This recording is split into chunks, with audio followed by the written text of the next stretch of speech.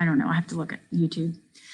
So we're going to now put everything else together. So last week we talked about the sliding filament and the elements of the sliding filament theory.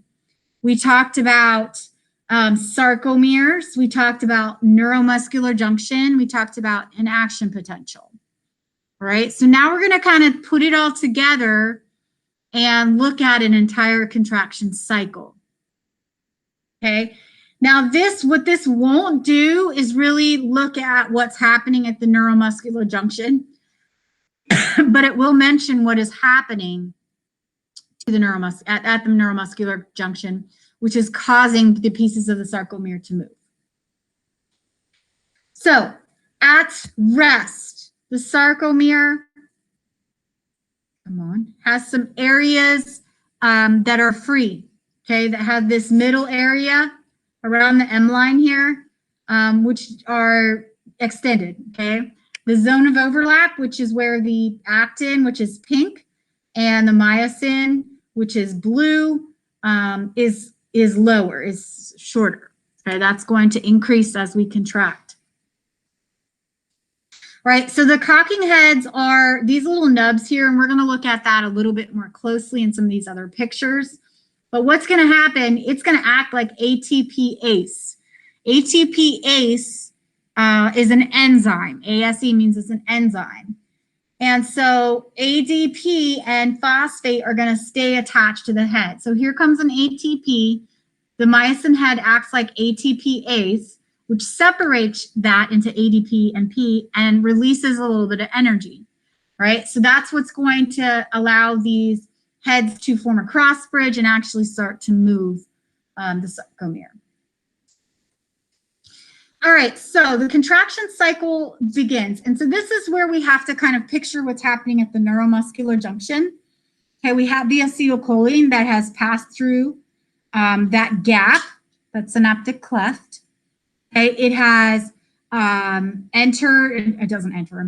has come into contact with those receptors, which trigger the action potential on the muscle side. And remember, the action potential is when we have the sodium and potassiums changing sides. And so we have this raising of the millivolts of the voltage of the membrane. So it goes from that -70, which is your normal resting rate, up to that threshold of -55. And the action potential propagates along the sarcolemma of the muscle fiber, sarcolemma being the membrane. That's going to, and remember, the membrane is continuous with the T tubules. So that's going to trigger this calcium release. Okay, that releases the calcium, and the calcium arrives at the sliding filament elements. Okay, here you can see the myosin heads, which are like the golf club heads, and then the actin, which are like twisted rope. Okay, the calcium is going to bind to one of the elements in the thin filament, the troponin. Oops, sorry, the troponin. Okay, so here you can see the calcium binding to those troponin. Those are the little orange nubby things along these blue ropes. Okay, the troponin is going to change position and move the tropomyosin, which is the blue twisted rope around the actin. And what that does is it exposes these parking spots, these active sites. Okay, that's where the myosin head is going to form a cross bridge. So in order to expose that, the action potential has to have reached the area of the sarcolemma and through the T tubules, releasing the calcium ions, because calcium is what shifts it. Calcium is what moves this stuff out of the way so the myosin head can bind. You with me so far? Yes. Yes. Okay. So now we're going to form the cross bridge. And it is what it sounds like. The myosin head sits on that active site that is on the actin filaments, okay? So the myosin heads bind to that exposed actin and form this cross bridge, okay? At this point, we still haven't contracted anything. We're just forming the cross bridge. But because we've charged up the myosin head with ATP,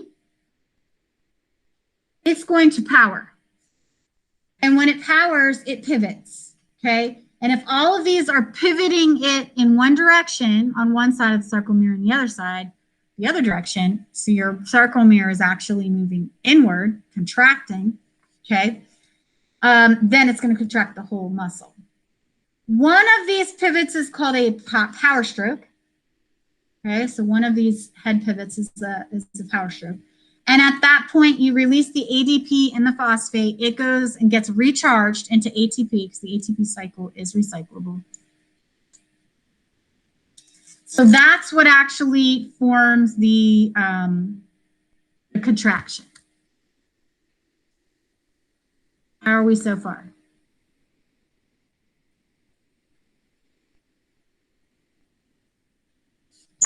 Still writing. Okay. Good. Now that we have contracted, now the rest of the steps are going to kind of be like regenerating towards that resting sarcomere, like returning to that resting sarcomere. What is ADP? ADP is adenosine diphosphate. So adenosine triphosphate, ATP, has 3 phosphate groups, and the last phosphate is where the energy is located in between those last 2 phosphates. So ADP has lost a phosphate, and you can see that there's the P of that last phosphate. Part of the ATP cycle.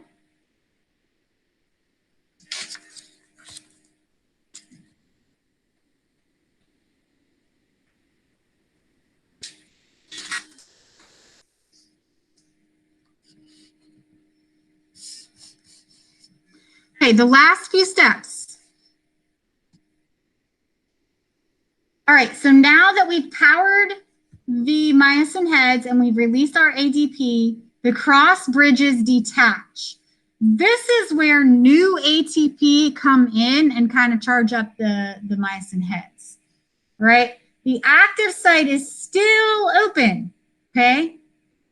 It will still be open until all the calcium is put back into the sarcoplasmic reticulum. So as long as those channels are open, that action potential is propagating, that neuromuscular junction has got acetylcholine crossing, those active sites will be open, right? So the cross bridges detach, opening the active sites once again, and then that can reactivate. Once we have our ATP, we've recharged the free myosin head, it splits the ATP, and then it's going to recock the head and start to pivot again. So that's going to happen continuously as long as calcium is present.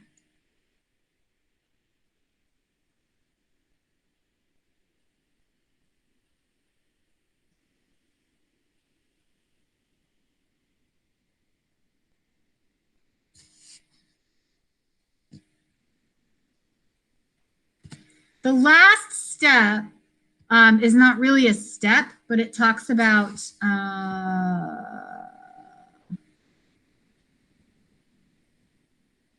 I thought I had that picture. There's a picture in your book that shows you the contracted sarcomere. I don't have it, sorry. Okay, so that's kind of the last step. You see the contracted sarcomere, and then it talks about what happens then. So this will repeat as long as calcium is present and as long as the action potentials are continuing. When the stimulus ends, which means the acetylcholine is recycled, the action potential stops, so the membrane comes back to that resting membrane potential, and the sarcoplasmic reticulum, that's what SR, calcium channels close. So the calcium pumps return all that calcium into that fat area in the terminal cisternae of the sarcoplasmic reticulum, okay? That means if there's no calcium, that troponin tropomyosin complex recovers up that active site. So now the myosin heads cannot form a cross bridge anymore. So this is returned to this position right here. The troponin-tropomyosin complex covers up that active site. Returns to this position up on number 2.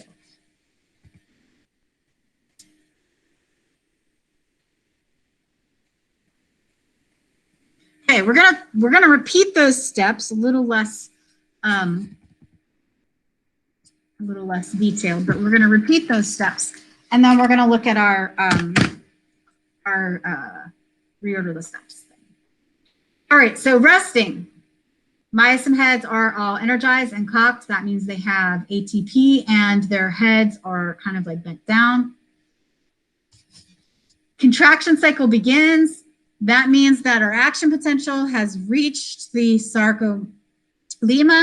The T tubules come down the T tubules, and in the sarcoplasmic reticulum, calcium ions are being released. Okay, the calcium ions bind to the troponin and move the tropomyosin out of the way, exposing the active sites.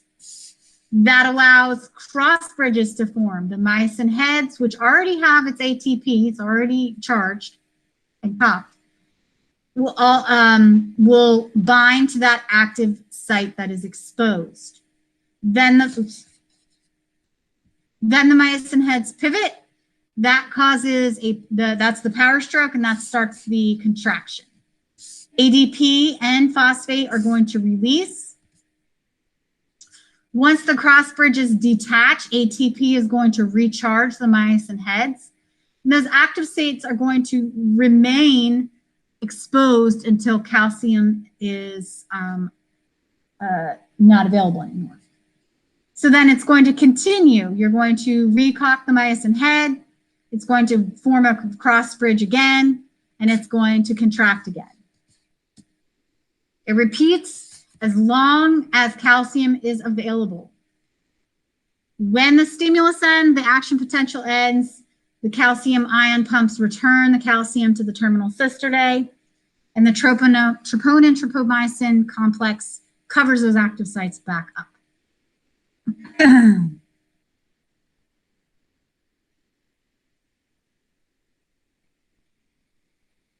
Okay, big picture.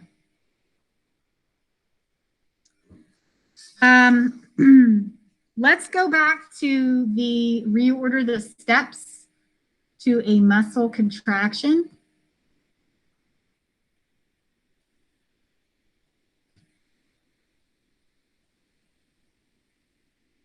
And give this another look. So take a couple minutes, give this another look, and see if you can change any of it. See if you now have like a clear step 1, step 2.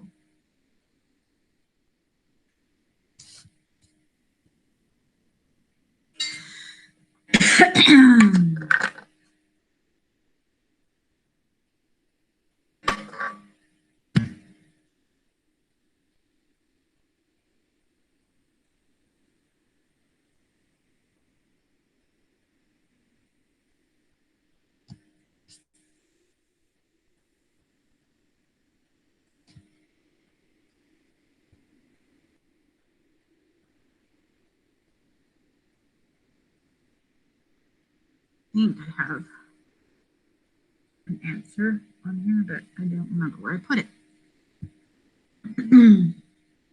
Take one more minute and reorder, and then we'll come back to it. I don't think I did.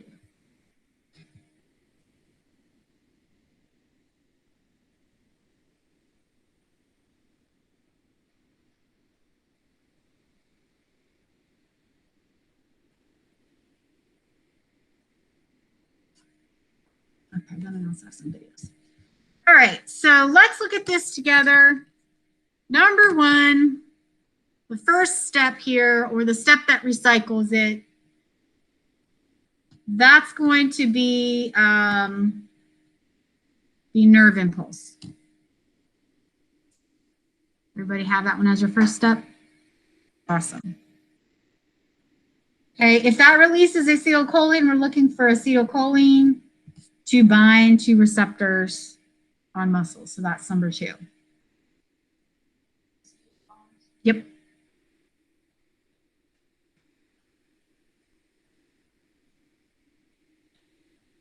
All right, so that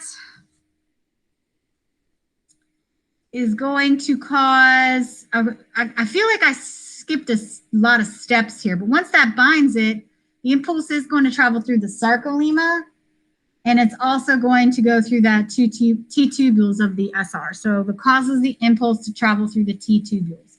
So I feel like maybe I should have put a step about it going through the sarcolemma first, but that is the next step in the order.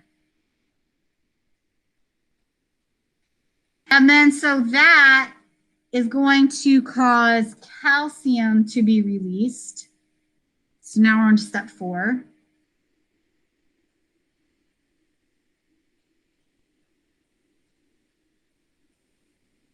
And if it's released, then it's able to bind.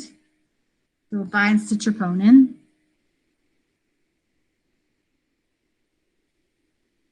Calcium binds to troponin. Oh my God, guys, I'm sorry. I'm not even sharing this. You guys at home with me? Step 5? Yeah. Okay, good. 3 was causes impulse to travel through the T tubules. And then calcium is released, and then calcium binds. So calcium binding to troponin causes the tropomyosin, causes tropomyosin to shift, exposing actin's binding site.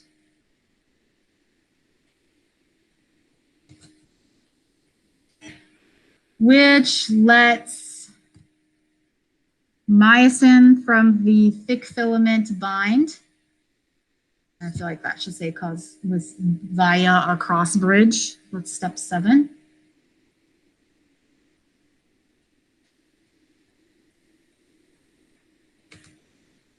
And then 8 is the thick filament pulls the thin filament, causing a contraction.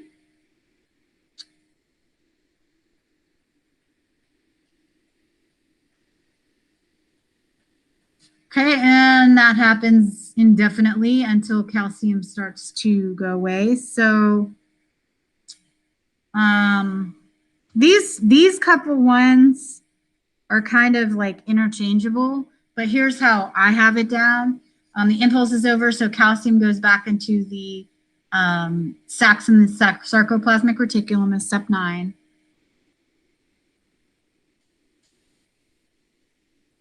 And then as calcium is stripped, it returns to its position.